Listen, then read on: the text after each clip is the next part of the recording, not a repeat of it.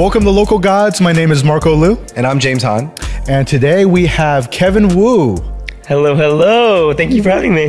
Thank you. You're coming over from New York or Seoul or LA at this point? Everywhere. At this point, I can't even count how many cities I've lived in. But no, I was from Seoul, Korea before I moved to LA. Okay. Got it. Yeah. Yeah. So tell us about the experience of being K-pop. Oh, we're going right into it. All right. Yeah, 'cause it seems like so much of your career is either in K-pop, promoting K-pop, or literally being in a project called K-pop. Yes, right? yes. Heavily, invested into that world. I come from that world. For those who don't know my background, I come from a K-pop boy band called UKISS, debuted in 2008. Yeah. But originally, I'm from the Bay Area. I grew up in the East Bay, called Danville.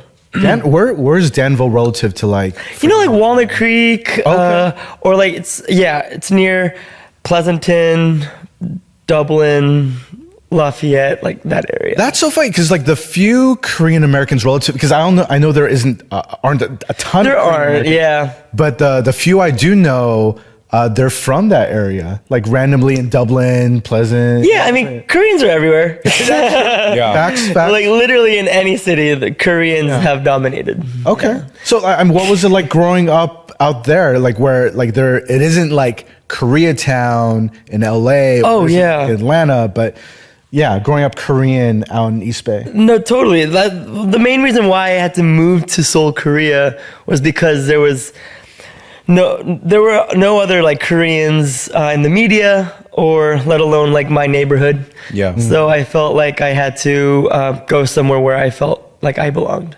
Wow. Yeah. So growing up, did you watch a lot of content, or I guess back then, just music videos and films from Korea? Totally, yeah. I grew up listening to like first gen K-pop. Before it was even called K-pop, it was just Kayo, like Korean music. For sure. So my mom would always rent these VHS tapes, like watch K-dramas. Okay. We used to do the video bang, You're Korean, what I'm talking about. Yeah. You see the walls of like tapes just on the wall.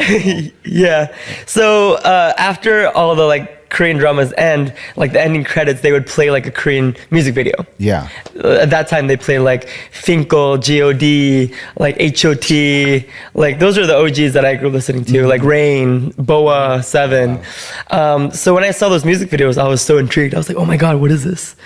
Like, they are like pop stars that I don't get to see in America. Because I grew up listening to like Usher, Destiny's Child, like TLC, like those are the pop idols I grew up listening to. Yeah. But when I saw Koreans doing that was like another world to me. That just blew in my mind. Dang, Korean R&B, bro. Yeah. So I convinced my mom I want to go out to Korea and sing, because I knew I wanted to sing at a young age. I was born to perform. Like I was in my church and school choir. Like my dad plays like many instruments. My uncle. Theater. Would you ever do did you do theater or drama? I wasn't a theater kid growing up in school, but I did end up doing a lot of musicals and debuted on Broadway for the K-pop Broadway show.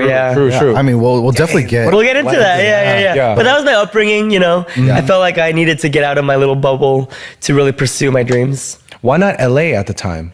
So I did come to LA quite often. Okay. Yeah, my parents would drive me and my sister to LA, I think like maybe twice a year, to get our Korean food fix down here at Shalongtang. Twice a year. Yeah. Twice a year, yeah. To go to H Mart or like H Mart, or whatever it was. H Mart, Kim's Cheonggi. Oh, Kim's Cheonggi, yeah. Yeah, Kim's. I think it's called Kim's. Yeah. Yeah. On Olympic. So. Because in the Bay Area, like we didn't have like a lot of good Korean food. Like we had a Korean markets, but we didn't have like the CD shops and like the cool things. Because LA brought everything that was cool from Korea. Yeah. True. And it was pretty quick catching up on the trends, like the skincare, which my mom would love. And then I got into skincare, but we'll talk about that too. Yeah. So we would periodically come out down to LA to visit. But my first audition for like a K-pop label was in LA. Wow. That's how I was scouted. Okay. Before we get into that part, can you sell it once for all if things have changed since you were a kid to now in regards to East like Bay K-Town? Korean food in the Bay Area versus here. Because I have friends that, like I said, I have a few friends that are from there, and I still get the feeling that like the Korean food up there still isn't up to snuff compared to. Yeah, no. LA is where it's at. Like, I even prefer like sometimes Korean food in LA over Korean food in Korea. Like, which foods are you talking about? I'm curious. Like the barbecue, like the whole barbecue culture out here. Like we don't get like all you can eat barbecue in Korea. That's not a thing. Right. I think that just the meat is different because like it's all American beef out here. Yeah, I've heard that, but I don't know. Every time I go to Korea, I eat the beef there. I'm like, hey, it's Oh no, it's good. It's good. Yeah. Maybe but like, it's 'cause I'm just, I guess it suits my palate because I grew up eating like Korean American. True. Like, cater more to the Korean Americans. I think the tastes and the flavors out here are a bit stronger. Yeah. Older. Yeah. Richer. Yeah. It might be the ingredients they use. I don't know. Yeah. True. I've heard like for years and years, like friends who have relatives in Korea back in the day when they come over to LA and have Korean barbecue here, they would gorge themselves because the excess of American style Korean barbecue. It's crazy. Like the portions. Yeah, the portions, right? Yeah. Yeah. Mm-hmm. It's kind of crazy. Koreans would think like it's ridiculous to have this. Wasteful? Wasteful, yeah. Okay. You feel like your Korean prior to moving to Korea was like pretty fluent? I grew up speaking Korean in the household. Like my grandma, was the one who really raised us growing up. So we were heavily influenced by Korean culture. So me and my sister would speak Korean, but not as fluent. Yeah. Like we would use like Konglish. But now you're so advanced, you pick up on all like the slang terms and stuff like Oh, right? yeah. Like for ice Americano. Yeah. You have like a favorite like slang in Korea that you might not know about? It's been a few years. It's been almost 5 years since I moved out to LA. So even I'm behind with all the slang. If I said anything like from like 2019, that would be considered old. Really? That'd be like called chonsuro. Oh, yeah. Because their trends, like they switch so quickly. It's true. Being on Kakao and just being online isn't enough to stay up to everything. Yeah. I mean, I'm still very up to date with K-pop and everything, but because I'm not surrounded by Koreans 24/7. You're not on the streets. Like, You're not outside as much anymore. Yeah. But I do go to Korea maybe like 2 or 3 times a year. Cool. So I would say like I'm bicontinental. Dude, I mean, that's a flex. Like, I wish I was bicontinental. So I still have my place out in Korea. Wow. And then I have a place out here in LA. The dream is to have one in like New York as well. Yeah, just shuttle between. Yeah. Okay. But getting into how you got into the Korean pop industry. So you really broke in LA, and so that's where you did your tryout, and then tell us all about that, because I think typically these days when you hear about getting into the industry, you hear about the dormitories, you hear about the crazy the K-pop process, and then it sounds like being in the military or training as an athlete. Go into that, because I usually hear horror stories more than anything. Yeah, I mean, as much as I can explain, I feel like for those who don't know K-pop that well and the whole training process behind it, I would recommend the Netflix series, the KATSEYE. Okay. Pop Star Academy series. Yeah. That's pretty comprehensive from what you see? From an American lens. Yeah. Because they were all, girls from America and all over the world. So it was very international. Yeah. And everything's in English. But it's exactly what we experienced in the K-pop training experience, because they trained in Korea and in LA. I did wonder that when I was watching it. I was like, I wonder how similar it is to people in all the SMYG, Oh yeah, and they were trained by HYBE.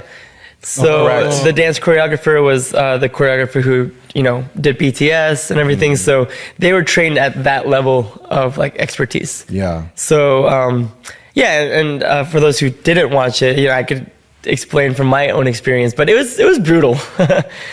I think it's more brutal even more these days. Brutal in the sense of the schedule, the physicality. The physicality, the schedule, the perfection, the level of perfection that they achieve or have to achieve is way more intense than what kind of perfection can you remember? Because after even in our days, we would spend countless amount of hours just in the practice room getting the formation right. And then I was in a boy band of 7 members, and we call it kalgunmu, which is the formation and the choreography has to be synchronized. Like a knife? Like a knife. To the point. Precision, okay. We had to be one body. And it was kind of, I think, derived from Korean military because, everything has to be in sync, and they want that. They have that, expectation in Korea. So we would spend there would be days where we couldn't sleep because we'd have to get every angle, every Bro. to the finger, every angle of the hands and angle of tilting your head has to be perfectly synchronized. Dude, I know that's true. I did a song back in the day with this guy I Am from Monsta X. Oh yeah, he's a good friend of mine. Yeah. Yeah, so I met him and the Monsta X guys, and after we did a little video shoot, after all that, it was 11:30 or 12 midnight. I was like, y'all, should we go eat? Should we do something?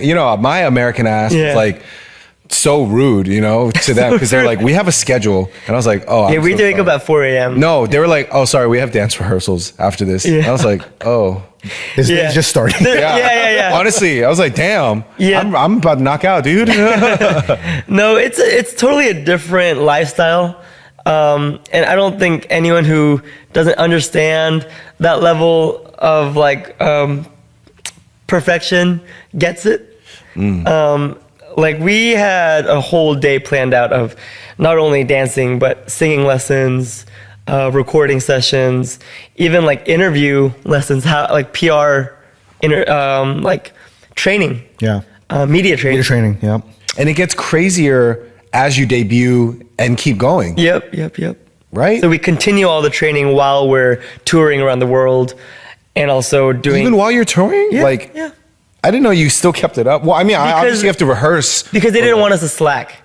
And if we're on tour, amidst the busy schedule, we're tired, but there's always a manager or, someone on the production side that's keeping us in check and in line so that we don't, get loosen up. Yeah. Okay. Yeah. So from waking up till putting your head down on your pillow, what time to what time would you say a typical day? Yeah, we would wake up around 7 or 8. Okay. And we lived in dormitories with our managers. So it was literally boot camp. Yeah, drill military. instructor. Wow. Jeez. So the managers would knock on our doors, wake everyone up. We would have a ajumma who cooked for us. So we would eat and then we would go straight to the practice room. And then we would practice together, but also have our own individual training. And then to work on if you need vocal lessons, you go here. If you need language lessons, you go language, here. Japanese or Chinese or English for the Korean members, but I'm Korean American. Yeah, so. Dang, how sharp's your Chinese? Man. No, I didn't learn Chinese. I learned Japanese. Japanese? Okay. Yeah. Okay. I wish I learned Chinese because that would have been helpful. Yeah, these days, right? Right, yeah. But there were so many opportunities that came to me for China, but I just, I don't know the language. Okay. So from those individual sessions onwards all the way until what time would the day end? The day would never end. Yeah. It keeps on going. We could take naps, but there's no set end time. And there's staff in the label that are constantly watching you. What? So, you can't sneak out for a little tambe break, smoke break. Yeah, you gotta even sneak that in because I know. Can't even smoke or drink or go out for any nightlife or anything or date. Yeah, literally, we're just. I didn't know it was that tight. I don't really know idols like that. I just know indie musicians. So we're usually when I'm in Korea, slackers. No, I guess we are. I thought we're chilling. We feel like we're working hard, and then because the scary thing was in front of our label office, there'd be fans waiting to get a glimpse of us going to the Pyeongjam, the convenience store, or going to the bathroom. They're always waiting for us. Even pre-debut, we would have fans waiting for us. Oh, right. So we're just always under, watch. So then when would you sleep? Because I know the day never ends and varies, but then like typical. I mean, yeah, we would go back to the dorm and sleep, but it's like 12 a.m., 1 a.m. midnight or 2, 3. Damn. And then it would start over the next day again. But the reason why there's no set like end time is because there's always room for improvement. Oh my God, that's so intense. They're like, they would pressure us, like, do you think you did a good job? Do you think that was enough for today? And we'd be like, no, sorry. And then we'll go back. And then we would practice like our freestyle dance or any assignments we had throughout our lessons. Cause like, we're still like training to debut. So we want to make it to the group. There's no room to be like, okay, I'm just gonna slack off today. There's 20 other trainees who want that spot. And the psychology of it all. Yeah. And then they compare you. Yeah. They give you like ranks. They have like this evaluation like process twice a month where we would sing in front of the label boss and the A&R team, the producers, and we would have to like do like an open mic kind of thing and do like a like presentation of like what we worked on the past week. Sing and make me cry.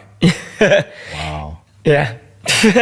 Wow. So everyone around the world that's enjoying these like soft looks and like these polished, picture perfect performances, like it's battle royale to make this happen. Literally battle royale. Jeez. That's exactly what it sounds like. And I think because we were trained to have that thought process ever since we were little, our work ethic is quite unmatched to any other artists in the world. I believe it. I believe it. For sure. It's like, I don't know. I feel like there's just so much to handle as an artist. You got to please the label, please the fans, also social media. But while you keep a great and clean reputation and branding and image.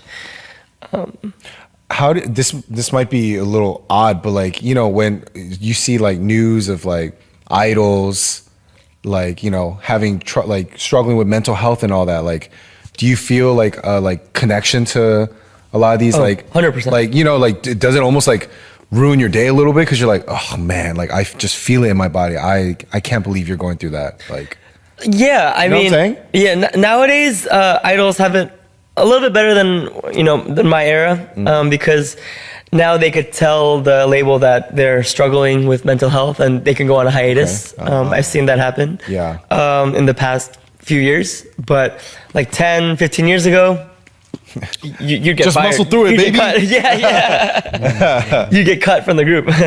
Oh shit.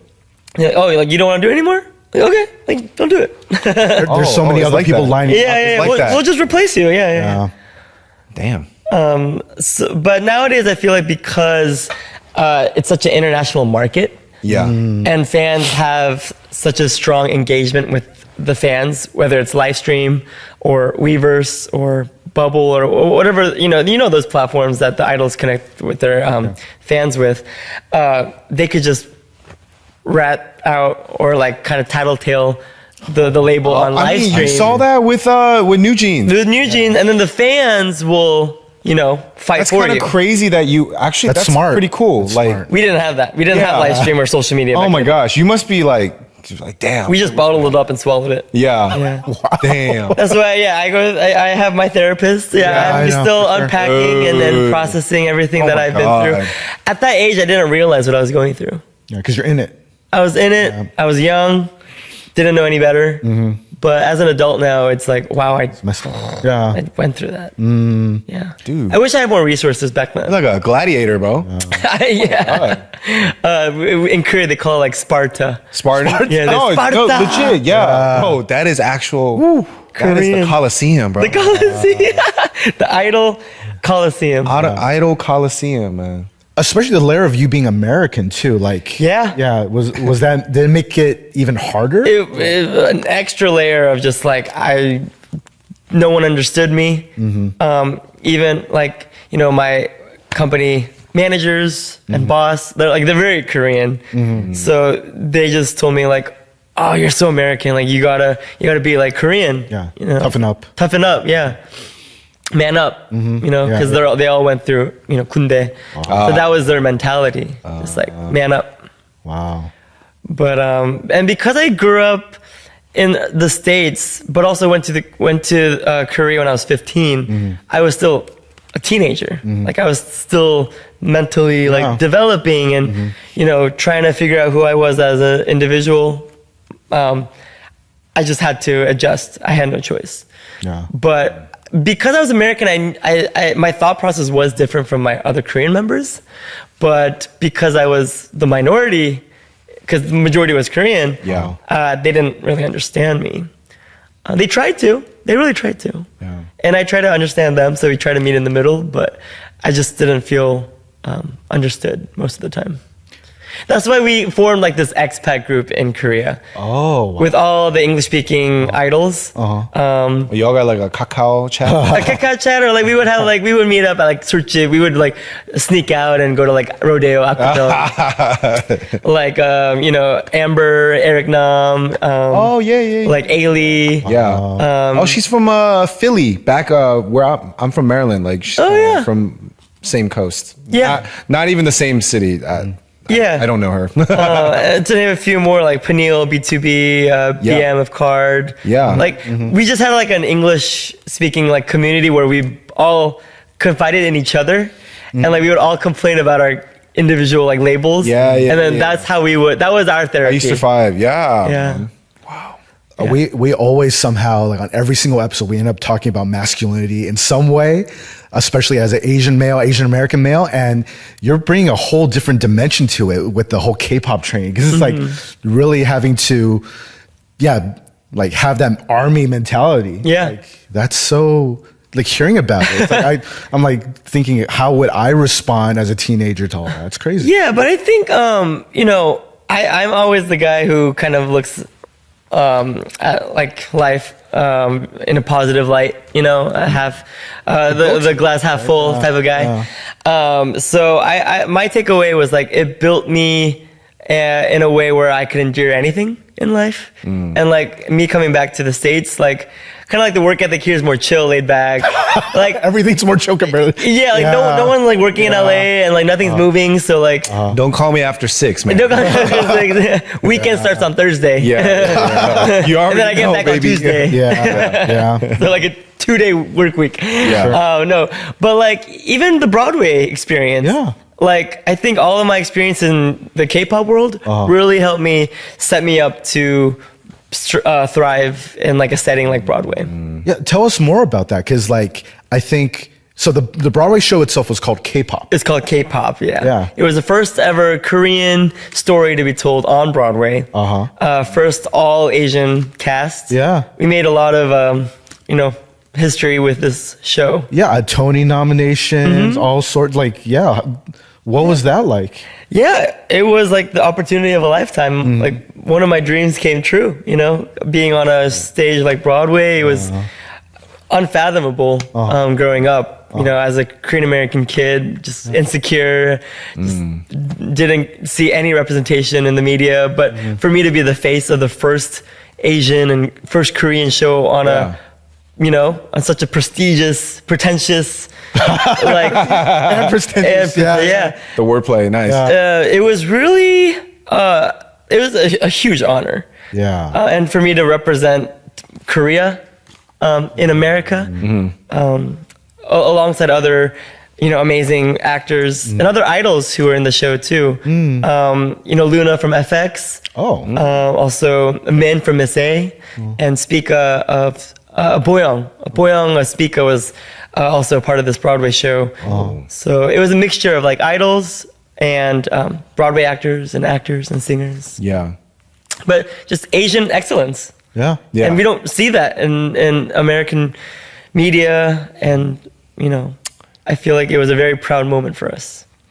How did you stumble into this role where it's like coming from a boy band and then being in the K-pop Broadway show, and then you have another project that's coming out, like it's Anderson Paak's K-Pops, right? Yeah. Like it feels like you are like the Korean American representative for what K-pop is Kevin to Pop. the world. Yeah. Oh my, yeah. Pretty much, dude. At this point, yeah. Yeah, dude. I don't want any fans. You heard it here first, man. Kevin Pop. That's what it really is. Man. No, I mean, it's. I'm living the dream, man. I don't know what else to say. I'm just very lucky. I feel like I came back to America at a very interesting and cool time. I know there's a lot of, struggles right now in the industry, but I feel like there's also so many amazing shifts that happened in the past few years for the Asian community. Yeah. Whether it's K-pop or Korean film, or also just seeing more Asian representation in Hollywood. I feel like I came at a great time. And yeah, I feel like I was ready, but the opportunity came at the right time. So I feel like just the best of, those two worlds. Because I think, like, especially in the 2000s, there were a lot of Americans that were going to Asia, like especially Asian Americans. They were going to Asia because they were trying to make it there because they felt like they couldn't really do much here in the industry. And whether you want to say they aged out or they adopted an Asian sensibility, the ability to cross back over, it seems very difficult. And man, you make it seem easy. No, you're on Broadway, but no, you're in floating in and out. What in the world? It's far from easy. Yeah. Man. I mean, I think I'm pretty good at keeping it like pretty like nonchalant and like pretty casual about it. But the process, man, if I think about it, like, I don't know, it's a miracle that I got here, seriously, because I just came back to LA with nothing but a dream to like act and sing out here, not knowing how long it'll take, not knowing like what the process will even be like, because I never performed out here except for like going on tour with UKISS, but that's more like catering to the K-pop fans. But I had to like really infiltrate myself into Hollywood, like just American whole people. New system. Yeah, I had to understand everything from ground zero, and just going to audition rooms, taking meetings with people who don't know who I am and don't know what K-pop is. Yeah. Don't even know what Korea is, Yeah. But now they know because of K-pop. But bro, that's crazy. That's all they kind of know. Yeah. So I had to do a lot of explaining, a lot of proving, and. But you're trained for that, bro. You're trained to be a Spartan, dude. So exactly, that's where that that skill set came to life. Like, it was the work ethic, the grit, and everything that I inherited through K-pop, and just kind of built me up for success. Do people still say whiting or like fight? Yeah, they say whiting. Yeah. I don't think that'll go anywhere. Okay. Yeah. Cool. But no, it was very humbling, because coming from a long career in a boy band, and going through like the whole training process and, doing world tours and performing as a K-pop artist, and then coming back home where like I got to start over from scratch. Like, it was a terrifying decision to make. Like, why would anyone leave the comfort of like what they've already built for themselves? Yeah. But for me, as a Korean American, I had a bigger dream, and to achieve that dream, I knew I had to take a step back to take a leap forward. I have a question. With the knowledge that you have now and your experience, if you were to be a, new artist, but you moved instead of, when did you move to Korea again? In 2006 when I was 15. So you were like 15. Okay, say 18-year-old Kevin, instead of moving to Korea, moves to LA in 2025. Like, what are you going to do differently, or what would you want to do with your knowledge? But I lived in the States until my age. You never went to Korea, but you have the knowledge that you have now. And you're a new artist. That's my fuck. Yeah, you're a new artist right now, 2025. Kevin, 18. It's you, but you got all this knowledge. What kind of music would you want to make? What would you want to do? Have you ever thought about that? I'm so curious. I'm kind of doing that right now. Oh. Because like the whole K-pop stuff, that's great to have as my background. Yeah. But no one really understands that here. It's almost like just a distant memory, a dream. Yeah, kind of. Like every meeting I'm taking with like a distribution company or a label or producers. Like, I'm doing it as if I'm starting my career over. Wow. Oh, wow. So I'm using social media. Yeah. Putting, like, amplifying everything I can on social media, just like putting everything out there. Yeah. Making viral videos, just content. That's what I've been doing in 2025. Just building my fan base and engaging with audiences online. Yeah. But like, what kind of music? Like, what kind of, I don't know. Your sound? Yeah, right now? Like I'm doing what? R&B pop. Yeah, R&B pop dance. And I feel like that's the music that, like, the 18-year-old Kevin would have wanted to do. But when I went to Korea, I was sucked into that K-pop world where we didn't really have much creative freedom to release what we wanted to do. It was very K-pop. Yeah. But after 16, 17 years, now I'm finally doing the music that I always wanted to do. Because I grew up listening to R&B, hip-hop in the Bay Area. You know, that was like, it was very heavily influenced as a kid growing up in the Bay. So right now I'm like doing R&B that's kind of reminiscent of that era. Yeah. So like R&B, Usher, like Neo, Omarion type of like solo dance artist. Yeah. Very cool. And by the time this interview is out, my single Deja Vu is probably already out. So check out the music video on YouTube, on my socials. So if you see Deja Vu, it's like, it's very much like that 2000s like music video vibe. It's, I'll show it to you guys after this. Yeah, for sure. Yeah, nice. For sure. You filmed it in LA or? I filmed it in LA. Oh. So all my music now is in English. I work with all the producers that are in LA with my good buddies. Yeah. Just making the music that I've always. So you kind of feel like a sort of like a up and coming artist type of vibe. Yeah, I'm doing mall tours. I just came back from Austin and Oklahoma City. What's a mall tour? I don't know what that means. Yeah, so we're basically doing a show in throughout all the malls in America. It's a mall called Simon Malls. It's that's a big chain. The biggest mall chain in America. Yeah, right. And my distribution has this collaboration with the Simon Malls. Okay. And I'm doing a tour with them right now. And it's like I'm going back to my trainee days because I remember I performed in front of like just people who are at the mall, like moms, and kids, like little baby, like toddlers, were running around, and like just people who don't know me. Right. So I'm doing that in America right now.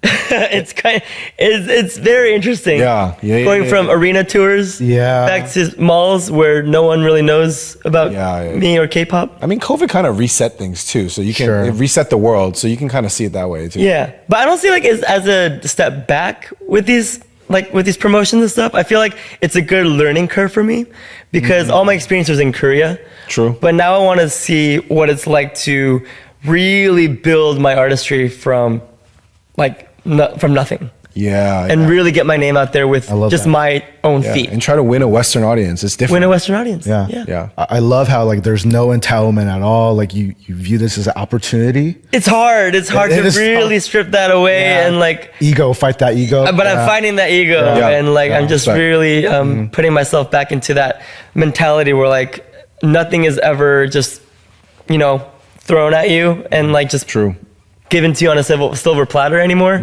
I feel like K-pop was that silver platter for me because it became such a global phenomenon at a rapid pace where I never felt like I earned it. Okay. But now I want to earn it. Whoa. What do you enjoy most about your fan interactions? Because you've had both the Eastern version and the Western version. What do you? I'm sure it's so different. It's so different, right? So different. So I don't know if you've ever been to like a K-pop concert in Korea or Asia. They don't really engage during a concert. They don't have their light for you on the ad libs. They don't have chants for you like. Well, they have the chance. Like during your ad libs, like in between, like what you know? Didn't do that for you? Like if you like sing something and then no, yeah. So that's what I'm talking about. Everything was in unison. Yeah. And they had the light sticks. Yeah. And they're not really they're enjoying the concert, but it's just a different way to enjoy because cultural differences. Sure. Because in America, they're holding a drink up, they're with their girlfriend or boyfriend. They're drunk. They're drunk. They're having a good time. You can stay on this podcast. Yeah, they're drunk or high or whatever they're on. Like they're like just enjoying the moment and dancing with me. And like if I like sing or like get in the mic, they would sing along. Like sometimes they would sing louder than I do. Yeah. But in Korean or like Eastern audiences, they like they're more like into their phones, like trying to get like footage or like they call it fan cams. So it's just a different way of engaging. Yeah, the party's in their head. Party's in their mind. Yeah. And they want to look at the footage when they get home, and then they want to keep that forever. Whereas I feel like Western audiences are just living in the moment. True. And not shy to express themselves. Yeah. So you really have to be bilingual, bicultural in all aspects of performance, mentality, everything. Yeah. What you do. So like for me, depending on what language and which country I'm in, I could adapt to it like a switch. Like if I go to Korea, I could be like super Korean with like my banter on stage and how I treat my fans. Japan also is a totally different culture. Even quieter. They don't scream Super at quiet, all. bro. Yeah, I did because show out of respect. Bro, yeah. They don't want to interrupt the performance. And then they clap after They stuff. clap. Like right in between songs or whatever, or even in between songs, or is it like only at the end? Only at the end. Okay. Because y'all are going, I mean, you're going back to back to back. There's no space. Indie artists, you know, we're just. Yeah.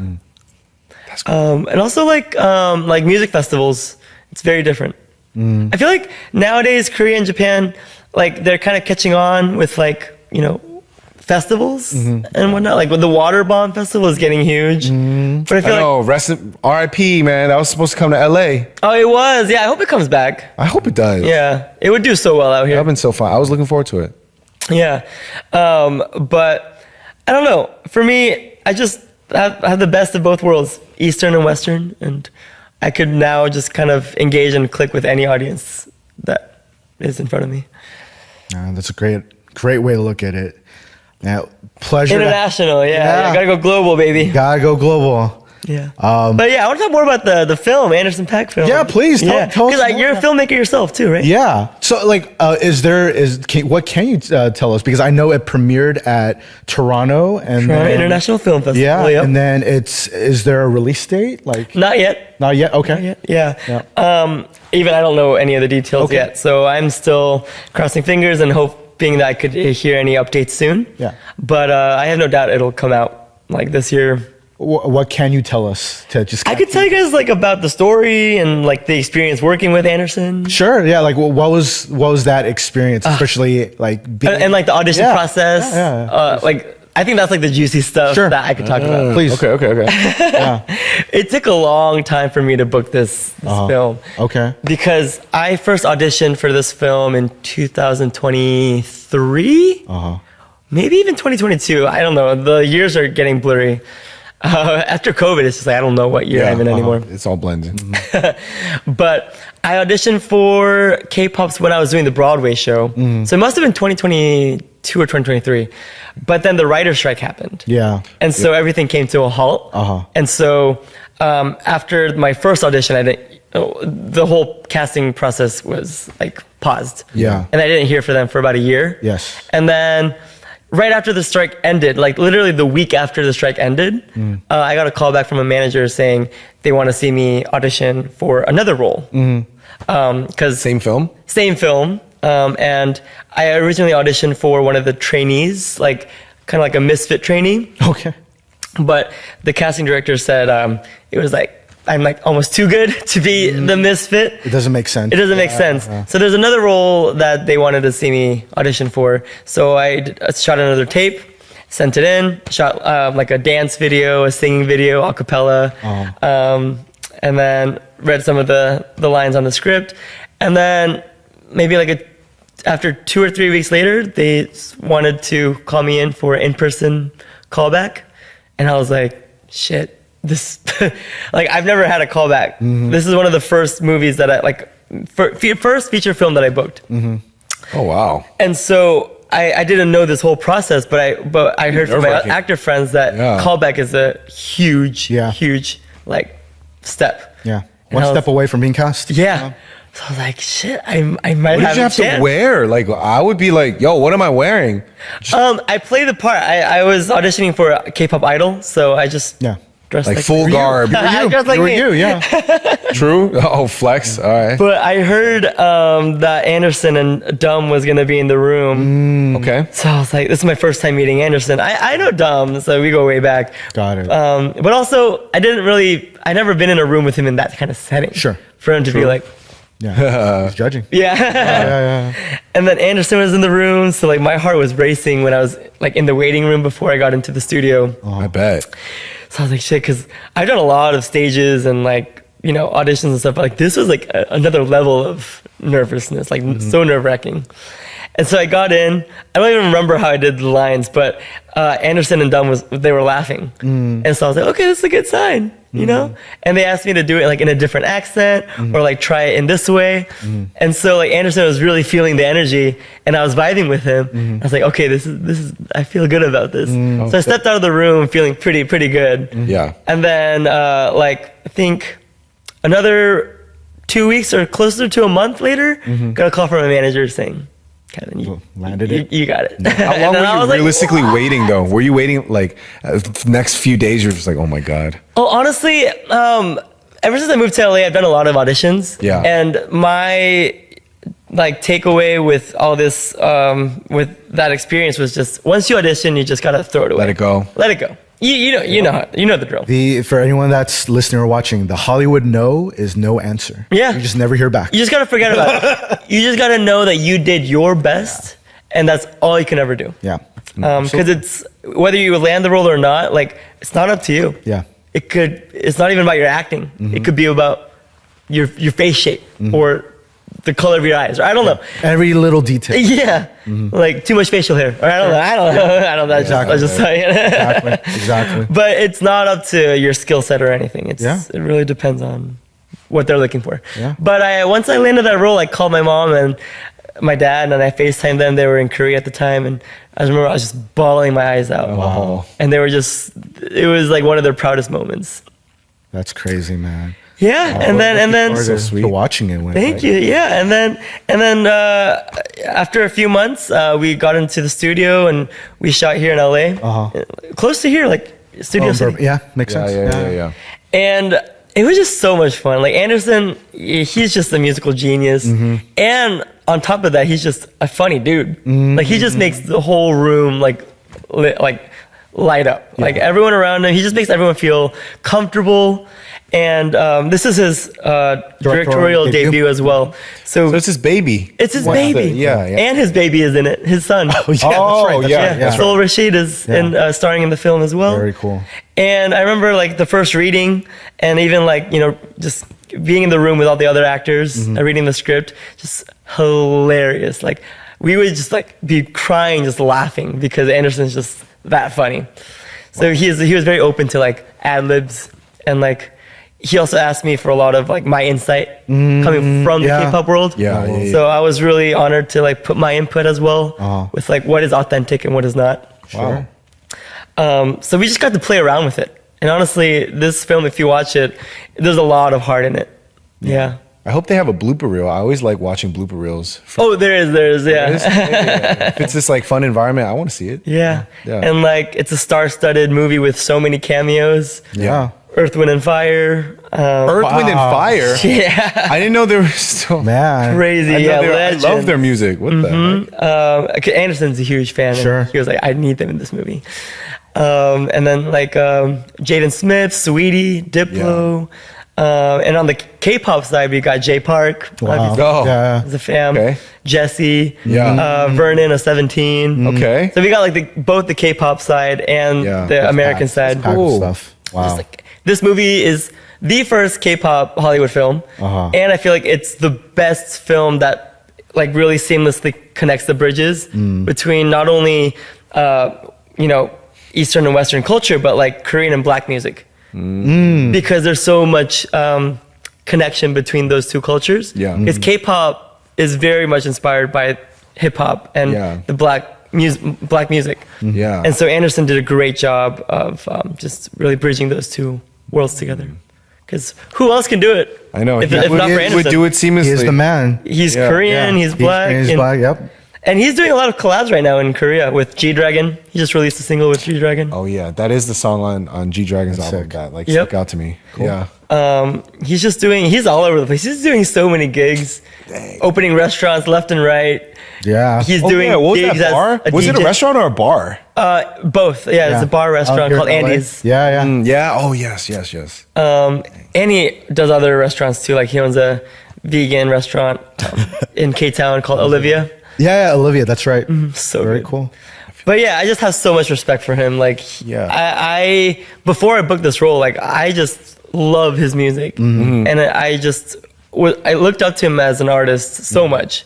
Of what he's accomplished. You know, his whole journey to where he's at right now it wasn't easy for him. I know. Breezy Lovejoy. I know about it. It's crazy. So I really, really respect that man, and for me to be a part of this film that's gonna be like a game changer for K-pop and the Hollywood scene for our community. Yeah.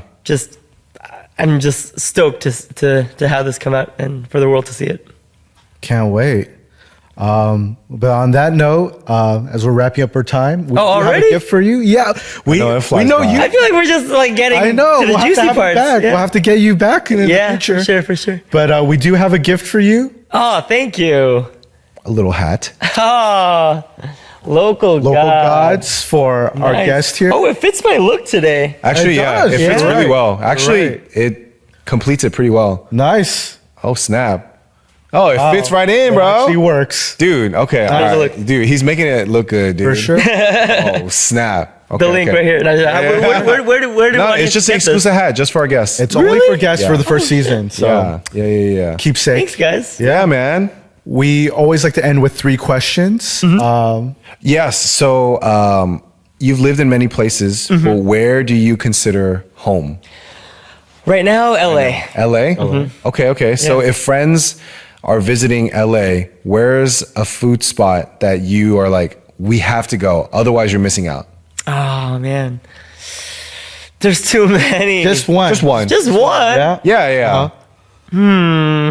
Just one that you think. Because I got my Korean faves, and then like my Mexican faves and all that. So I don't. How do I? Give us a Korean fave right now. Oh, man. Like right now, you'll go right now. Yucheon naengmyeon. Yucheon. Solid. Okay.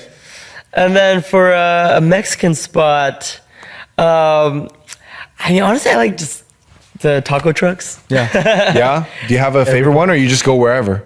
I just go wherever. Yeah. I feel like that's like the authentic LA experience. Yeah. Okay. Well, I'm going to Korea in April, and I want to hit up some spots. I go all the time, but is there a spot in Seoul that you're like, I just always love going whenever you're back? Do you have a coffee spot or a cafe or a food spot that you're like, if I can and I have time, I would love to go?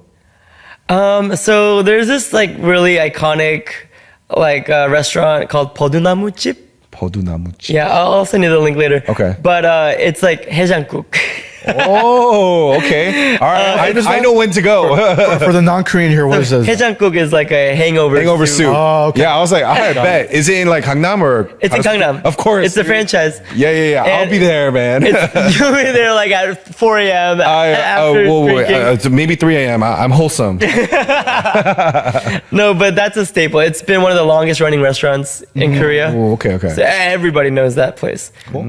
But the broth is just unmatched. All right. Like I'll nailed it. Taste test it, bro. I'll be there. Yep. Cool. Oh, and then last question. What is currently on your music rotation? What are you listening to just right now? To be honest, I have Lisa's album from Blackpink and Jennie's album on repeat. Okay, nice. Do you have a song that just like sticks out? You're like, damn, I'm like humming it all the time. Oh, man. Extra L from Jennie and Doechii. Yeah. Solid. Yup. Yeah. All right. Still playing. Yeah. And I also just hosted Lisa's album release in LA. I saw that. Oh, you were there for the. I think I saw some videos, but yeah. I'm really good friends with Lisa. Yeah, she's been a good friend of mine even before like Blackpink. Like but no, she's like one of the most humble, hardest working girls I know in the business. That's good to hear. And for me to see her rise to the top right now with like White Lotus, she's headlining Coachella as a solo artist. She was in White Lotus? Yeah. Yep, season 3 right now. Major role. Because it's in Thailand. Yeah. Oh, what? I haven't seen season 3. I've seen 1 and 2. Really? I know. I love it. Yeah. Okay. All right. I need. And Lisa, it's her debut as an actor. Yep. She's really, really good. Great. Yeah, and such a natural. But I'm excited to see their sets. Both Lisa and Jenny at Coachella this year. Awesome. Yeah. Cool. Well, where can people find you online, Kevin? Yeah, follow me on Instagram, KevinWoo_official, TikTok as well, YouTube, Kevin Woo, WOO. Because I'm Korean. Nice. True. Because a lot of people mistake it as Woo, W-U. Oh, okay. But W-O-O is based on W-O-O. Got it. Kevin. Yeah. Thank you for... New music coming out this year. Yes. We'll have to come back once the movie's out, K-Pops. Yeah, please do. I'm sure there's a lot more to talk back with Dumb. Yeah. Oh, very cool. And Anderson. If you can get them out the dungeon, man, hey, we're happy to host, bro. It'll be fun.